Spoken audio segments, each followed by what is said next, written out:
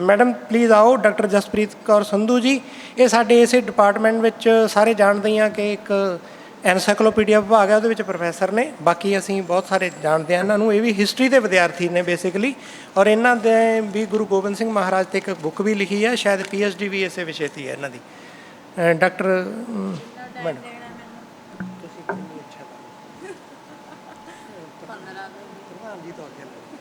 Sir इन्हों कितना time देना जी, कितना टाइम देना है? ठीक है जी, तुसी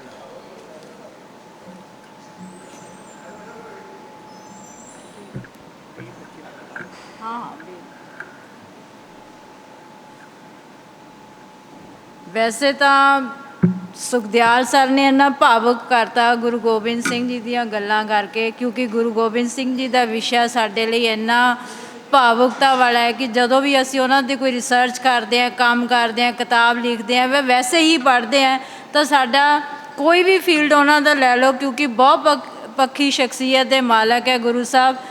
तो जदों कुछ भी असीं पढ़ते हैं तो भावुकता हो जाती है। तो सर दियां गल्लां अज सुन के होर भी भावुकता हो गई, मन भी भर जाता है। तो एक तस्वीर साडे सब दे सामने चलण लग जाती है कि शायद इवें इवें ही हो रहा होवे। और वो लैक्चर उही मतलब हुंदा सुनन वाला कि जदों तुहाडे मन च ते अखां दे मूहरे वो तस्वीर चलनी शुरू हो जाती है। मैं भी कोशिश करदी हाँ कि अपने विचार तुहाडे नाल सांझे करां। अद्धा तो मैं भुल ही गई उन्हां दीयां गल्लां सुन के कि मैं की कहना चाहती सी, पर फिर भी मैं कोशिश करूँगी कि मैं भी अपनी गल तुहानूं समझा सकां, तुहाडे नाल सांझी कर सकां। वैसे तो मेरा पेपर अंग्रेजी च सीगा, बट जदों मैं कार्ड देखा कल तो सब दे पेपर पंजाबी च ही सी। और मैनू भी लग्या कि जेड़ा कोई भी बंदा साडे इत्थों बाहरों नहीं आया, कि ना साउथ तो है ना दिल्ली तो है, जिहदे लई मैनू अंग्रेजी च अपनी गल समझानी पवे। इस करके मैं भी कोशिश की अज सवेरे बैठ के ही कि मैं भी अपनी गल अपने ही बंदियां च जदों दसनी है तो मैं पंजाबी च ही दसां, जिहदे लई सानू सौखा हो जाता अपनी गल अपने बंदियां च समझानी। सो मैं भी अज चेयरपर्सन जी की आग्ञा दे नाल अपना पेपर शुरू कर दी। वैसे मेरे पेपर का जिहड़ा विशा हैगा वो हैगा Guru Gobind Singh creator of the Khalsa. मैं उन्होंने विजन दसन की कोशिश की है कि क्यों उन्होंने खालसा जिहड़ा क्रिएट करना सी क्यों किया, की कारण बने। हिस्टरी च असीं पढ़ते हैं, क्योंकि हिस्टरी जदों भी असीं पढ़नी होंदी है हर चीज़ के कॉजेज़ एंड सिग्निफिकेंस असीं उहदे पढ़ते हैं। बट गुरु साहब का जिहड़ा विजन सीगा वो बहुत ही मतलब जदों 1699 तो गुरु साहब ने खालसा की क्रिएशन की है, बट 1688 जदों उन्होंने कृष्ण अवतार लिखा उस वेले ही उन्होंने प्रोटोटाइप खालसा बना दिता।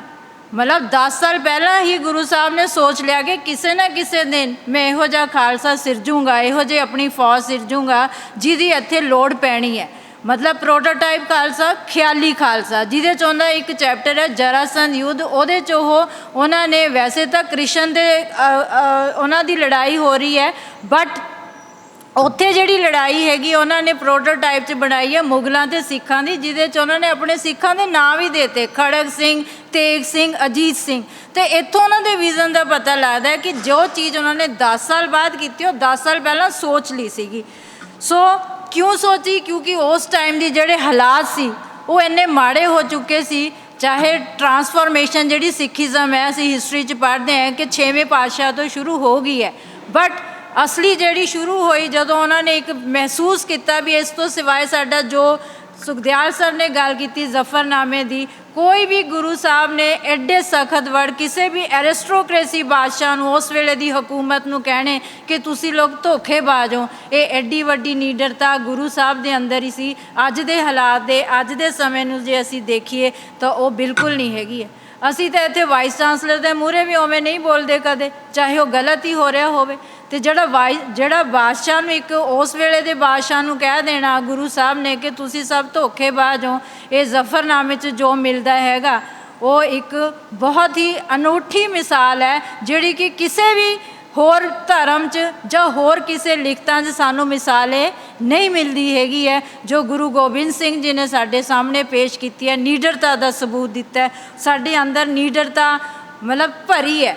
ਔਰ ਜਿਹੜੀ ਮੈਡਮ ਵੀ ਕਹਿ ਕੇ ਗਏ ਹੈ ਕਿ ਜਿਹੜੀ ਖਾਲਸਾ ਤਾਂ ਹੀ ਫੌਜ 'ਚ ਬੰਦੇ ਜਾਂਦੇ ਆ। ਮੇਰੇ ਫਾਦਰ ਵੀ 에ਅਰ ਫੋਰਸ 'ਚ ਸੀਗੇ, ਸਾਡੀ ਸਾਰੀ ਫੈਮਿਲੀ ਆਰਮੀ 'ਚ ਹੈ। ਆਰਮੀ 'ਚ ਵੀ ਇਸੇ ਕਰਕੇ ਸਿੱਖ ਰੈਜੀਮੈਂਟ ਬਣੀ ਹੈ। ਔਰ ਸਭ ਤੋਂ ਪਹਿਲਾਂ ਤੁਹਾਨੂੰ ਮੈਂ ਦੱਸਾਂ, ਜਦੋਂ ਵੀ ਲੜਾਈ ਸ਼ੁਰੂ ਹੁੰਦੀ ਹੈ ਸਿੱਖ ਰੈਜੀਮੈਂਟ ਮੂਹਰੇ ਹੁੰਦੀ ਹੈ, ਸਭ ਤੋਂ ਅੱਗੇ ਉਹੀ ਹੁੰਦੀ ਹੈ, ਕਿਉਂਕਿ ਉਹਨਾਂ 'ਚ ਇੱਕ ਰਾਜਪੂਤ ਅਤੇ ਇੱਕ ਸਿੱਖ, ਕਿਉਂਕਿ ਉਹਨਾਂ 'ਚ ਬਹਾਦਰੀ ਦਾ ਜਜ਼ਬਾ ਦੇਖਿਆ ਜਾਂਦਾ ਹੈ ਕਿ ਇਹੀ ਬੰਦੇ ਲੜ ਸਕਦੇ ਆ। ਲੜਾਈ 'ਚ ਸਭ ਤੋਂ ਮੂਹਰੇ ਜਿੰਨੇ ਵੀ ਜਰਨੈਲ ਹੋਣਗੇ ਜਾਂ ਜਿੰਨੇ ਵੀ ਉਹ ਸਿੱਖ ਰੈਜੀਮੈਂਟ ਦੇ ਹੋਣਗੇ ਜਾਂ ਰਾਜਪੂਤ ਰੈਜੀਮੈਂਟ ਦੇ ਹੋਣਗੇ, ਇਹਨਾਂ ਦੋ ਹੀ ਰੇਸਾਂ ਦੇ ਵਿੱਚ ਇੱਕ ਬਹਾਦਰੀ ਦਾ ਜਜ਼ਬਾ ਜਿਹੜਾ ਹੈਗਾ ਉਹ ਮੰਨਿਆ ਜਾਂਦਾ ਹੈ। ਕਹਿੰਦੇ ਗੁਰੂ ਗੋਬਿੰਦ ਸਿੰਘ ਜੀ ਨੇ ਜਦੋਂ ਆਪਣੇ ਇਨਕਲਾਬੀ ਮਿਸ਼ਨ ਰਾਹੀਂ ਜਿਹੜਾ ਭਾਰਤੀ ਇਤਿਹਾਸ ਵਿੱਚ ਇੱਕ ਨਵੇਂ ਯੁੱਗ ਦਾ ਆਰੰਭ ਕਰ ਦਿੱਤਾ ਸੀ। ਇਹਨਾਂ ਨੇ ਲੋਕਾਂ ਨੂੰ ਹਕੂਮਤ ਦੇ ਜ਼ੁਲਮ ਵਿਰੁੱਧ ਵਿਰੋਧ ਕਰਨ ਦੀ ਪ੍ਰੇਰਨਾ ਦਿੱਤੀ। ਸਾਰੀ ਮਾਨਵਤਾ ਨੂੰ ਇਕਸਾਰਤਾ ਲਿਆਉਣ ਦਾ ਯਤਨ ਆਰੰਭਿਆ, ਪਰ ਇਹਨਾਂ ਨੇ ਆਪਣੀਆਂ ਹੱਦਾਂ ਦਾ ਵੀ ਪੂਰਨ ਅਹਿਸਾਸ ਸੀ ਅਤੇ ਨਾਲ ਹੀ ਇਹਨਾਂ ਨੂੰ ਉਸ ਵੇਲੇ ਦੀ ਜਿਹੜੀ ਰਾਜਨੀਤਿਕ ਹਾਲਾਤ ਸੀ ਉਹਦਾ ਵੀ ਪੂਰਨ ਗਿਆਨ ਸੀ ਕਿ ਕਿਹੋ ਜਿਹੇ ਹਾਲਾਤ ਹੈ ਅਤੇ ਮੈਂ ਕਿਹੋ ਜਿਹੇ ਜਿਹੜੇ ਕੰਮ ਕਰਨੇ ਹੈ ਔਰ ਕਿਵੇਂ ਮੈਂ ਇੱਕ ਜਿਹੜੀ ਰਾਈਟੀਅਸਨੈਸ ਦੀ ਵਾਰ ਦੀ ਉਹਨਾਂ ਨੇ ਕੀਤੀ ਹੈ, ਧਰਮ ਯੁੱਧ ਦੀ ਗੱਲ ਕੀਤੀ ਹੈ। ਹਮੇਸ਼ਾ ਕਿਸੇ ਵੀ ਉਹਨਾਂ ਨੇ ਮਤਲਬ ਰਾਈਟੀਅਸਨੈਸ ਲਈ ਕੀਤੀ ਹੈ। ਜਿਹੜੇ ਨਿਤਾਣਿਆਂ 'ਤੇ ਜਿਹੜਾ ਜ਼ੁਲਮ ਹੁੰਦਾ ਹੈ ਉਸ ਦੇ ਉਹਨਾਂ ਨੂੰ ਉਸ ਤੋਂ ਟਾਕਰਾ ਕਰਨ ਲਈ, ਤਿਆਰ ਕਰਨ ਲਈ ਉਹਨਾਂ ਨੇ ਆਪਣੀ ਗੱਲ ਕਰਨ ਨੂੰ ਉਸ ਵੇਲੇ ਦੇ ਲੋਕਾਂ ਨੂੰ ਤਿਆਰ ਕੀਤਾ ਹੈਗਾ। ਜ਼ਿਆਦਾਤਰ ਇਹ ਹੈਗਾ ਕਿ ਜਿਹੜੀ ਅੱਜ ਦੇ ਜਿਹੜਾ ਆਹ ਟੌਪਿਕ ਵੀ ਹੈਗਾ ਸੰਤ ਸਿਪਾਹੀ ਦੇ ਵਿਸ਼ੇਸ਼ ਸੰਦਰਭ ਨਾਲ, ਉਹਦੇ 'ਚ ਵੀ ਮੈਕਲੋਡ ਕਹਿੰਦਾ ਹੈ ਕਿ ਖਾਲਸਾ ਇੱਕ ਅਜਿਹਾ ਸੰਘ, ਭਾਈਚਾਰਾ, ਸੰਗਠਨ ਜਾਂ ਸਮਾਜ ਕਿਹਾ ਜਾ ਸਕਦਾ ਹੈ ਜਿਸ ਦੀ ਨੀਂਹ ਤਾਂ ਧਾਰਮਿਕ ਸੀ, ਪਰ ਜਿਹੜਾ ਅਨੁਸ਼ਾਸਨ ਸੀ ਉਹ ਸੈਨਿਕ ਸੀਗਾ। ਗੁਰੂ ਗੋਬਿੰਦ ਸਿੰਘ ਜੀ ਨੇ ਆਪਣੀ ਜਿਹੜੀ ਸਵੈ ਜੀਵਨੀ ਬਚਿੱਤਰ ਨਾਟਕ 'ਚ ਵੀ ਉਹਨਾਂ ਨੇ ਇਹੀ ਕਿਹਾ ਹੈ ਕਿ ਹਮੇ ਕਾ ਜਗਤ ਮੇਂ ਆਏ, ਧਰਮ ਹੇਤ ਗੁਰਦੇਵ ਪਠਾਏ, ਜਹਾਂ ਤਹਾਂ ਤੁਮ ਧਰਮ ਬਿਥਾਰੋ, ਦੁਸ਼ਟ ਦੋਖੀਅਨ ਪਕੜ ਪੁਚਾਰੋ। ਖਾਲਸੇ ਦੀ ਸਾਜਨਾ ਕਰਦੇ ਲਈ ਸੋਨਾਪਤ ਨੇ ਵੀ ਗੁਰਸੋਭਾ 'ਚ ਲਿਖਿਆ ਹੈਗਾ, ਅਸੁਰ ਸੰਘਰਵੇ ਕੋ ਦੁਰਜਨ ਕੇ ਮਰਬੇ ਕੋ, ਸੰਕਟ ਨਿਵਾਰਵੇ ਕੋ ਖਾਲਸਾ ਬਣਾਇਓ ਹੈ। ਫਿਰ ਇੱਕ ਜਿਹੜੀ ਗੱਲ ਜਿਹੜੀ ਮੈਂ ਦੱਸਣੀ ਚਾਹੁੰਦੀ ਹੈ, ਜਿਹੜਾ ਬਹੁਤ ਹੀ ਵਿਲੱਖਣ ਇਕਾਈ ਹੈ ਕਿ ਖਾਲਸਾ ਚਰਨ ਬਾਹੁਲ ਤਾਂ ਪਹਿਲਾਂ ਵੀ ਸੀ, ਫਿਰ ਖੰਡੇ ਦਾ ਬਾਹੁਲ ਸ਼ੁਰੂ ਕੀਤਾ।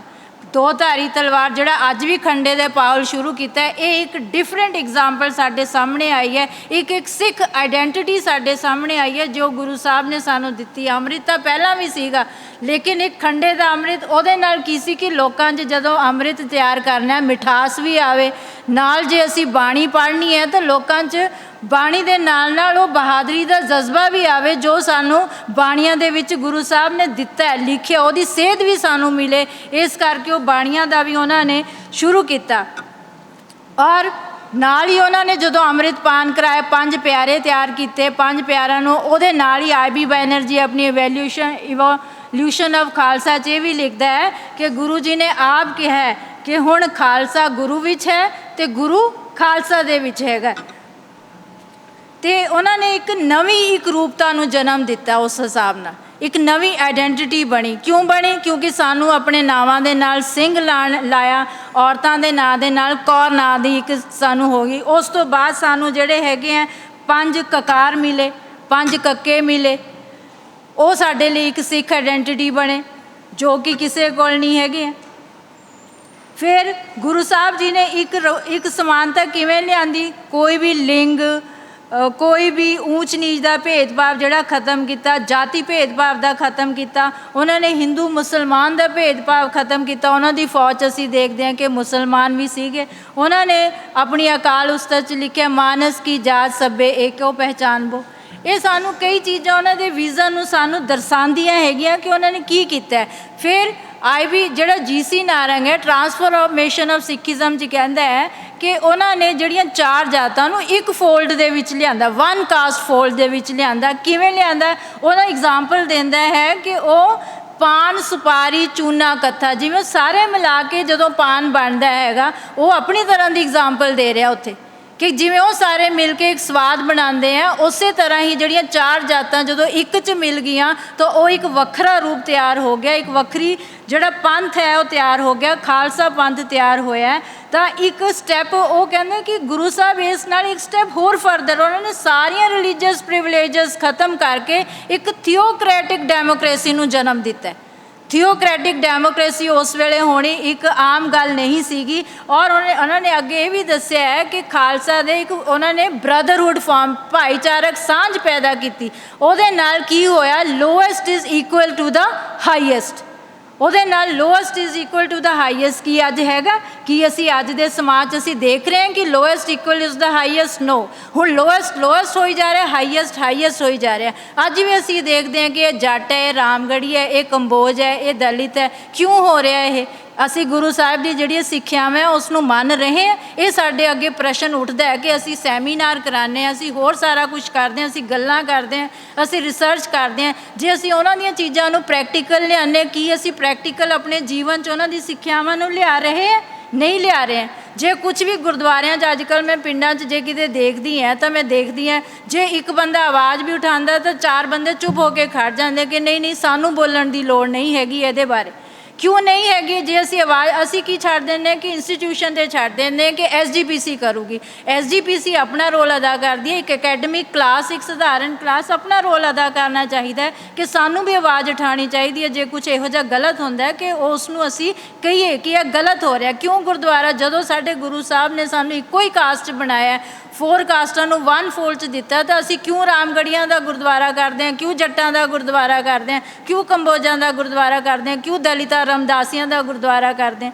ਇਹ ਸਾਡੇ ਅੰਦਰ ਹਜੇ ਵੀ ਜਿਹੜਾ ਹੈਗਾ, ਮੈਨੂੰ ਲੱਗਦਾ ਸਮਾਜ ਬਿਖਰ ਰਿਹਾ, ਸਮਾਜ ਇੱਕ ਨਹੀਂ ਹੋ ਰਿਹਾ। ਕਿਉਂ ਨਹੀਂ ਹੋ ਰਿਹਾ? ਕਿਉਂਕਿ ਅਸੀਂ ਗੁਰੂ ਸਾਹਿਬ ਨੇ ਜਿਹੜੀ ਸਾਨੂੰ ਵਿਜ਼ਨ ਅਤੇ ਲਿਗੈਸੀ ਦਿੱਤੀ, ਅਸੀਂ ਉਸ ਨੂੰ ਮੰਨ ਹੀ ਨਹੀਂ ਰਹੇ ਹਾਂ। ਕੀ ਅਸੀਂ ਅਸਲੀ ਖਾਲਸਾ ਹੈਗੇ ਹਾਂ? ਇਹ ਕੁਐਸਚਨ ਸਾਡੇ ਸਾਹਮਣੇ ਆਉਂਦਾ ਪ੍ਰੈਜ਼ੈਂਟ ਸਿਚੁਏਸ਼ਨ 'ਚ। ਜੇ ਅਸੀਂ ਕੋਵਿਡ ਦੇ ਦੌਰਾਨ ਇੰਨਾ ਕੁਝ ਕਰ ਰਹੇ ਹਾਂ, ਜੇ ਅਸੀਂ ਜਦੋਂ ਕਿਤੇ ਮਤਲਬ ਲੜਾਈਆਂ ਹੋ ਰਹੀਆਂ ਜਾਂ ਕੋਈ ਹੋਰ ਤਰਾਸਦੀਆਂ ਹੋ ਰਹੀਆਂ ਤਾਂ ਸਿੱਖ ਸਭ ਤੋਂ ਪਹਿਲਾਂ ਪਹੁੰਚ ਜਾਂਦੇ। ਇੱਥੇ ਅਸੀਂ ਕਿਉਂ ਅੱਡ ਹੋ ਜਾਂਦੇ?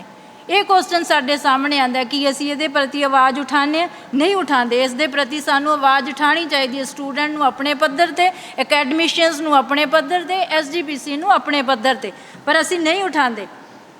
ਇੱਕ ਹੋਰ ਇਹਦੇ 'ਚ ਹੈਗੀ ਹੈ ਕਿ ਰਾਸ਼ਟਰੀ ਗੁਰੂ ਸਾਹਿਬ ਨੇ ਇੱਕ ਹੋਰ ਬੜੀ ਅੱਛੀ ਚੀਜ਼ ਕੀਤੀ ਹੈ ਕਿ ਉਹਨਾਂ ਨੇ ਸੋਸ਼ਲ ਰੀਜਨਰੇਸ਼ਨ ਔਰ ਨੈਸ਼ਨਲ ਅਵੇਕਨਿੰਗ, ਜਿਵੇਂ ਗੁਰਮੀਤ ਜੀ ਨੇ ਦੱਸਿਆ ਸੀ ਕਿ ਕੁਝ ਬੰਦੇ ਗੁਰੂ ਸਾਹਿਬ ਨੂੰ ਕਹਿ ਦਿੰਦੇ ਕਿ ਉਹਨਾਂ ਨੇ ਨਹੀਂ ਇਹ ਕੁਝ ਕੀਤਾ। ਗੁਰੂ ਸਾਹਿਬ ਨੇ ਨੈਸ਼ਨਲ ਅਵੇਕਨਿੰਗ ਕੀਤੀ ਹੈ। ਸਭ ਤੋਂ ਪਹਿਲਾਂ ਗੁਰੂ ਸਾਹਿਬ ਸੀ ਜਿਨ੍ਹਾਂ ਨੇ ਹਰ ਬੰਦੇ ਨੂੰ ਉੱਪਰ ਚੱਕਣ ਦੀ ਕੋਸ਼ਿਸ਼ ਕੀਤੀ ਆਪਣੀ ਸਿੱਖਿਆਵਾਂ ਨਾਲ, ਆਪਣੀ ਨੀਡਰਤਾ ਨਾਲ। ਇਹ ਦੇਖਣ 'ਚ ਵੀ ਆਇਆ ਹੈ ਕਿ ਇੱਕ ਆਮ ਜਿਹੜਾ ਹਲਵਾਈ ਕੜਛੀਆਂ ਜਲਾਉਂਦਾ ਸੀ ਉਹਨੂੰ ਵੀ ਤਲਵਾਰ ਚਲਾਉਣੀ ਗੁਰੂ ਸਾਹਿਬ ਨੇ ਸਿਖਾਤੀ। ਇਹ ਕਿਵੇਂ ਆਈ? ਕਿਉਂਕਿ ਨੈਸ਼ਨਲ ਅਵੇਕਨਿੰਗ ਹੋਈ, ਸੋਸ਼ਲ ਰੀਜਨਰੇਸ਼ਨ ਹੋਈ। ਇਹ ਸਾਰੀਆਂ ਚੀਜ਼ਾਂ ਗੁਰੂ ਸਾਹਿਬ ਨੇ ਸਾਨੂੰ ਦਿੱਤੀਆਂ ਹੈਗੀਆਂ। ਸਾਡੇ 'ਚ ਹੌਸਲਾ, ਸਾਡੇ 'ਚ ਨੀਡਰਤਾ, ਇੰਨੀ ਨੀਡਰਤਾ ਛੋਟੀ ਜਿਹੀ ਉਮਰ 'ਚ ਉਹਨਾਂ 'ਚ ਹੋਣੀ, ਆਪਣਾ ਪਰਿਵਾਰ ਗਵਾ ਦੇਣਾ। ਸਾਡੇ ਨਾਲ ਇੱਕ ਹਾਦਸਾ ਹੁੰਦਾ, ਅਸੀਂ ਕੰਬ ਜਾਂਦੇ ਹਾਂ ਕਿ ਹਾਂ ਇਹ ਹੋਇਆ, ਲੇਕਿਨ ਗੁਰੂ ਸਾਹਿਬ ਨੇ ਆਪਣੇ ਪਿਤਾ ਨੂੰ ਗਵਾਇਆ, ਆਪਣੇ 4 ਸਾਹਿਬਜ਼ਾਦੇ ਗਵਾਏ, ਆਪਣੀ ਪਤਨੀ ਕਿੱਧਰ ਉਹਨਾਂ ਦੀ ਚਲੀ ਗਈ, ਉਹਨਾਂ ਦੀ ਮਾਂ ਕਿੱਧਰ ਚਲੀ ਗਈ, ਫਿਰ ਵੀ ਉਹ ਹੌਸਲਾ ਨਹੀਂ ਛੱਡਿਆ। ਉਹ ਕਹਿੰਦੇ ਸਾਰਾ ਜਿਹੜਾ ਖਾਲਸਾ ਉਹ ਮੇਰੇ ਬੱਚੇ ਹੀ ਹੈਗੇ। ਮਤਲਬ ਅਸੀਂ ਉਸ ਚੀਜ਼ ਨੂੰ ਸੋਚਦੇ ਹੀ ਨਹੀਂ। ਜਦੋਂ ਗੁਰੂ ਸਾਹਿਬ ਨੂੰ ਜੇ ਅਸੀਂ ਪੜ੍ਹਦੇ ਹਾਂ ਤਾਂ ਸਾਨੂੰ ਮੇਰਾ ਇਹ ਕਹਿਣਾ ਹੈਗਾ ਕਿ ਸਾਨੂੰ ਉਹਨਾਂ ਨੂੰ ਸਮਝਣ ਦੀ ਵੀ ਓਨੀ ਲੋੜ ਹੈ। ਉਹਨਾਂ ਨੇ ਜੋ ਸਾਨੂੰ ਨੀਡਰਤਾਪਣ ਜਾਂ ਖਾਲਸਾ ਰੂਪ ਦਿੱਤਾ ਹੈ ਉਸ ਨੂੰ ਅਸੀਂ ਮੰਨੀਏ ਔਰ ਅੱਗੇ ਲੈ ਕੇ ਚੱਲੀਏ। ਖਾਲੀ ਕਿਤਾਬਾਂ ਤੱਕ ਹੀ ਸੀਮਤ ਨਾ ਕਰ ਦਈਏ ਉਸ ਨੂੰ। ਕਹਿੰਦੇ ਇਹ ਇੱਕ ਜਿਹੜਾ ਹਰੀ ਰਾਮ ਗੁਪਤਾ ਹੈ ਹਿਸਟਰੀ ਆਫ ਦਾ ਸਿੱਖ ਗੁਰੂਜ਼ 'ਚ, ਉਹ ਕਹਿੰਦੇ ਹੈ ਕਿ ਖਾਲਸੇ ਦੀ ਸਾਜਣਾ ਜਿਹੜੀ ਹੈ ਉਹ ਦੇਸ਼ ਦੇ ਧਾਰਮਿਕ ਅਤੇ ਰਾਜਨੀਤਿਕ ਇਤਿਹਾਸ ਵਿੱਚ ਇੱਕ ਯੁੱਗ ਪਲਟਾਊ ਘਟਨਾ ਸੀ। ਇਪੋਕ ਮੇਕਿੰਗ ਮਤਲਬ ਈਵੈਂਟ ਸੀਗਾ। ਉਹ ਆਮ ਨਹੀਂ ਸੀਗਾ, ਸਧਾਰਨ ਗੱਲ ਨਹੀਂ ਸੀਗੀ ਉਸ ਪਲ ਦੇ ਆਂਦੇ। ਔਰ ਉਸ ਵੇਲੇ ਦੇ ਉਹਨਾਂ ਨੇ ਲੋਕਤੰਤਰੀ ਤੱਤਾਂ ਨੂੰ ਪ੍ਰਚਲਿਤ ਕੀਤਾ। ਲੋਕਤੰਤਰੀ ਮਤਲਬ ਜਿਹੜਾ ਉਹਨਾਂ ਨੇ ਪ੍ਰਸਪੈਕਟਿਵ ਦਿੱਤਾ, ਡੈਮੋਕ੍ਰੇਸੀ ਵਾਲਾ ਦਿੱਤਾ, ਜਿਹੜਾ ਕਿ ਉਸ ਵੇਲੇ ਬੰਦੇ ਸੋਚ ਵੀ ਨਹੀਂ ਸੀ ਸਕਦੇ। ਉਹ ਗੁਰੂ ਸਾਹਿਬ ਨੇ ਸ਼ੁਰੂ ਕੀਤਾ। ਕਿ ਆਪਾਂ ਮੰਨਦੇ ਹਾਂ ਕਿ ਇਹਦੇ 'ਚ ਕੋਈ ਨਹੀਂ ਕਿ ਸਿੱਖਾਂ ਕੋਲ ਜਿਹੜਾ ਸੀਗਾ ਸਾਰਾ ਕੁਛ, ਪਹਿਲਾਂ ਲੈਂਗੁਏਜ ਵੀ ਮਿਲ ਗਈ ਉਹਨਾਂ ਨੂੰ ਧਰਮ ਵੀ ਆਪਣਾ ਵੱਖਰਾ ਮਿਲ ਗਿਆ, ਉਹਨਾਂ ਨੂੰ ਰਿਲੀਜੀਅਸ ਪਲੇਸਿਸ ਵੀ ਮਿਲ ਗਏ, ਲੇਕਿਨ ਆਈਡੈਂਟਿਟੀ ਕਿਹਨੇ ਦਿੱਤੀ ਹੈ? 5 ਕਕਾਰਾਂ ਦੇ ਰੂਪ 'ਚ ਗੁਰੂ ਗੋਬਿੰਦ ਸਿੰਘ ਜੀ ਨੇ। C.H. ਪਾਈਨ ਕਹਿੰਦਾ ਹੈ ਹਿਸਟਰੀ ਆਫ ਦਾ ਸਿੱਖਸ ਦੇ ਸ਼ਾਰਟ ਹਿਸਟਰੀ ਆਫ ਦਾ ਸਿੱਖਸ ਦੇ ਵਿੱਚ, ਉਹ ਕਹਿੰਦਾ ਕਿ ਖਾਲਸਾ ਪੰਥ ਦੀ ਸਿਰਜਣਾ ਦਾ ਸਭ ਤੋਂ ਮਹੱਤਵਪੂਰਨ ਨਤੀਜਾ ਇਹ ਹੋਇਆ ਕਿ ਇਸ ਨਾਲ ਇਸਦੇ ਜਿਹੜੇ ਅਨੁਯਾਈਆਂ ਦੀ, ਫੋਲੋਵਰਸ ਦੀ ਗਿਣਤੀ ਬਹੁਤ ਜ਼ਿਆਦਾ ਹੋ ਗਈ। ਔਰ ਬਹੁਤ ਜ਼ਿਆਦਾ ਹੋਈ ਸੀ। ਜਿਹੜੀ ਅਪਰ ਕਲਾਸ ਸੀ ਉਹ ਨਾਰਾਜ਼ ਹੋਈ ਸੀ, ਲੇਕਿਨ ਜਿਹੜੀ ਲੋਅਰ ਕਾਸਟ ਦੇ ਬੰਦੇ ਸੀ ਉਹ ਬਹੁਤ ਜ਼ਿਆਦਾ ਭਰਤੀ ਹੋਏ ਸੀ। ਔਰ ਕਿਹਾ ਜਾਂਦਾ ਹਿਸਟਰੀ 'ਚ ਇਹ ਆਉਂਦਾ ਵੀ ਹੈਗਾ ਕਿ ਉਸ ਵੇਲੇ ਜਿਹੜੀ ਫੌਜ 'ਚ ਭਰਤੀ ਹੋਏ ਸੀ ਉਹ ਲੋਅਰ ਕਾਸਟ ਦੇ ਬੰਦੇ ਜ਼ਿਆਦਾ ਸੀ। ਅਪਰ ਕਲਾਸ ਨਾਰਾਜ਼ ਸੀ ਕਿ ਲਓ ਜੀ ਸਾਨੂੰ ਉਹਨਾਂ ਦੇ ਨਾਲ ਬਿਠਾਤਾ ਜਾਂ ਸਾਨੂੰ ਉਹਨਾਂ ਦੇ ਨਾਲ ਮਿਲਾਤਾ। ਇਹ ਗੁਰੂ ਸਾਹਿਬ ਨੇ ਹੋਰ ਜਿਹੜੀ ਗੱਲ ਕੀਤੀ ਸੀ, ਸੁਖਦਿਆਲ ਸਰ ਨੇ ਵੀ ਕੀਤੀ ਹੈ ਕਿ ਜਿਹੜੇ ਉਹਨਾਂ ਨੇ ਮਰਿਆਦਾ ਰੱਖੀ ਹੈ, ਯੁੱਧ ਮਰਿਆਦਾ ਵੀ ਰੱਖੀ ਹੈ। ਹਰ ਚੀਜ਼ ਦਾ ਮਰਿਆਦਾ ਰੱਖੀ ਵੀ ਹੈ, ਯੁੱਧ ਮਰਿਆਦਾ ਵੀ ਰੱਖੀ ਹੈ। ਉਹਨਾਂ ਨੇ ਕਿਸੇ ਅਬਲਾ ਨਾਰੀ 'ਤੇ, ਕਿਸੇ ਬੱਚੇ 'ਤੇ, ਕਿਸੇ ਭੱਜੇ ਜਾਂਦੇ ਹੋਏ ਜਾਂ ਕਿਸੇ ਜਿਹਨੂੰ ਮਤਲਬ ਘਾਇਲ ਹੋਏ ਵੇ, ਤੇ ਉਹਨਾਂ ਨੇ ਆਪ ਵੀ ਤੇ ਆਪਣੇ ਖਾਲਸਾ ਨੂੰ ਵੀ ਹਿਦਾਇਤ ਦਿੱਤੀ ਸੀ ਕਿ ਉਸ 'ਤੇ ਹਮਲਾ ਨਹੀਂ ਕਰਨਾ। ਅਤੇ ਉਹਨਾਂ ਨੂੰ ਇਹ ਵੀ ਲੱਗਦਾ ਸੀ ਕਿ ਤਲਵਾਰ ਉਦੋਂ ਹੀ ਚੱਕਣੀ ਹੈਗੀ ਹੈ ਜਦੋਂ ਸਾਰੇ ਵਸੀਲੇ ਖਤਮ ਹੋ ਜਾਣ। ਜਿਵੇਂ ਮੈਡਮ ਵੀ ਦੱਸ ਕੇ ਗਏ ਹੈ ਕਿ ਉਹਨਾਂ ਨੇ ਆਪਣੇ ਜ਼ਫਰਨਾਮੇ 'ਚ ਲਿਖਿਆ, ਚੂਕਰ ਅਜ਼ ਹਮਤ ਹਲੀਤੇ ਦਰ ਗੁਜ਼ਸ਼ਤ ਹਲਾਲ ਅਸਤ ਬੁਰਦਨ ਬ ਸ਼ਮਸ਼ੀਰ ਦਸਤ। ਫੌਜਾ ਸਿੰਘ ਇਸ ਦੇ ਬਾਰੇ ਲਿਖਦੇ ਹੈ ਕਿ ਜਿਹੜਾ ਉਹਨਾਂ ਨੇ ਖਾਲਸਾ ਬਣਾਇਆ ਉਹ ਭਗਤੀ ਅਤੇ ਸ਼ਕਤੀ ਦਾ ਕੰਬਾਈਨਡ ਬੈਲੈਂਸ ਸੀ, ਇੱਕ ਸੰਤੁਲਿਤ ਸੰਗਠਨ ਸੀਗਾ। ਉਹਦੇ 'ਚ ਭਗਤੀ ਸੀ ਅਤੇ ਸ਼ਕਤੀ ਵੀ ਸੀਗੀ, ਜਿਸ ਨਾਲ ਜਿਹੜਾ ਭਗਤੀ ਦੇ ਆਧਾਰ 'ਤੇ ਜਿਹੜੇ ਲੋਕ ਹੈ ਉਹ ਲੋਕ ਕਲਿਆਣ ਆਤਮ ਕਲਿਆਣ ਦਾ ਇੱਕ ਸਾਂਝਾ ਟੀਚਾ ਹੈ ਜਿਹੜਾ ਉਹ ਮਿਥਿਆ ਗਿਆ ਸੀ। ਕਹਿੰਦੇ ਹੈ ਕਿ ਖਾਲਸਾ ਦਾ ਇੱਕ ਸਿਰਜਣਾ ਦਾ ਇੱਕ ਮਹੱਤਵਪੂਰਨ ਸਿੱਟਾ ਇਹ ਨਿਕਲਿਆ ਕਿ ਜਿਹੜਾ 18ਵੀਂ ਸਦੀ ਦੇ ਜਿਹੜਾ ਪਿਛਲਾ ਮੱਧ ਸੀਗਾ, ਕਿਉਂਕਿ ਉਹ ਡਾਰਕ ਪੀਰੀਅਡ ਮੰਨਿਆ ਜਾਂਦਾ ਸਿੱਖ ਹਿਸਟਰੀ 'ਚ 18th ਸੈਂਚੁਰੀ ਦਾ ਜਿਹੜਾ ਪੀਰੀਅਡ ਹੈ ਉਹ ਡਾਰਕ ਪੀਰੀਅਡ ਮੰਨਿਆ ਜਾਂਦਾ ਹੈ, ਕਿਉਂਕਿ ਉਸ ਵੇਲੇ ਸਿੱਖਾਂ ਦੀ ਜਿਹੜੀ ਹਾਲਤ ਸੀ ਉਹ ਬਹੁਤ ਹੀ ਗੰਭੀਰ ਸੀਗੀ। ਉਸ ਵੇਲੇ ਕਹਿੰਦੇ ਲਾਸਟ 'ਚ ਆ ਕੇ ਜਦੋਂ ਮਿਸਲਾਂ ਆਈਆਂ ਸਿੱਖਾਂ ਦੀ ਰਾਜਨੀਤਿਕ ਹਾਲਤ ਉੱਪਰ ਹੋਈ ਹੈ।